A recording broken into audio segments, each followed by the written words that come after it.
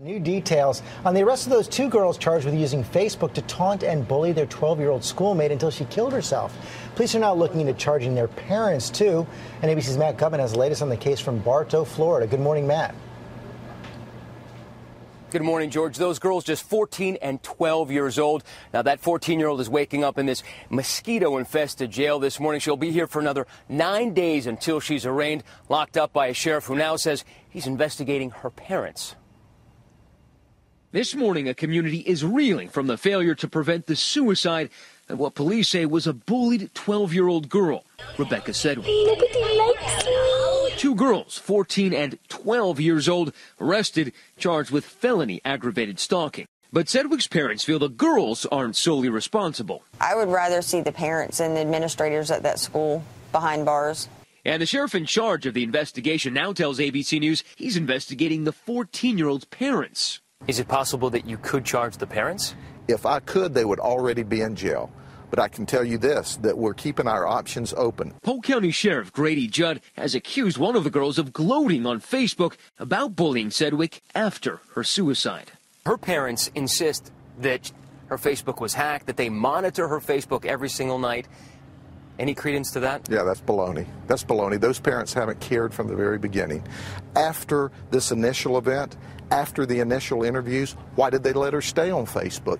According to the police, Sedgwick was bullied online for 10 months. And before that, Sedgwick's mother told us her daughter had been physically attacked 5 times before she finally pulled her daughter from that school. I made several reports to the school. I did one online bullying report because nothing was being done by the school, and nothing was done with that either. School officials wouldn't comment on the allegations, but they did tell ABC News progress on bullying is being made. We have seen an increase in the reporting of bullying. Parents seem to be paying attention now. But when we went to Sedgwick's school to talk to parents and students, they say bullying still goes unreported. The teachers watch, but they don't do nothing about it. We don't need no more lives taken. One time is enough. Zero tolerance is zero tolerance. Now, the sheriff told me that even if those girls are convicted, they're not likely to face much, if any, jail time. He says the only way to stop this national epidemic of bullying is not through police work, but through parenting.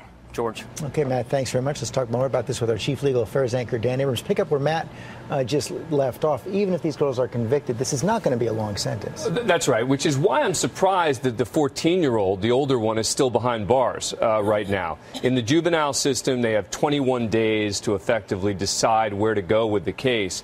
But in a case where you're talking about the likelihood of no prison time, possible some prison time, but currently before she's even been tried, having to stay behind bars, very unusual. Look, these charges in and of themselves are unusual. Why? Because it's unusual in a case like this where you see a felony being used against two kids. Now, you have to keep in mind, you need to separate out the suicide from the criminal acts. And I know it's very hard to do that, and people don't want to do that, and they're going to say, wait a second, this is what led to the suicide. They're not being charged for the girl committing suicide. They're being charged for their actions before then that ended up leading to it. But those actions are what the charges are here, and it is unusual to charge 12 and 14-year-olds with felonies in connection with something like this, putting aside what the ultimate result was. Even more unusual, the sheriff now saying he would like to find a way to charge the parents as well. He's not going to be able to. I mean, the way you deal with parents in a case like this is with civil suits. The families could certainly sue the parents of the girls in a case like this, but you sue in civil court. That's where you have one family against another.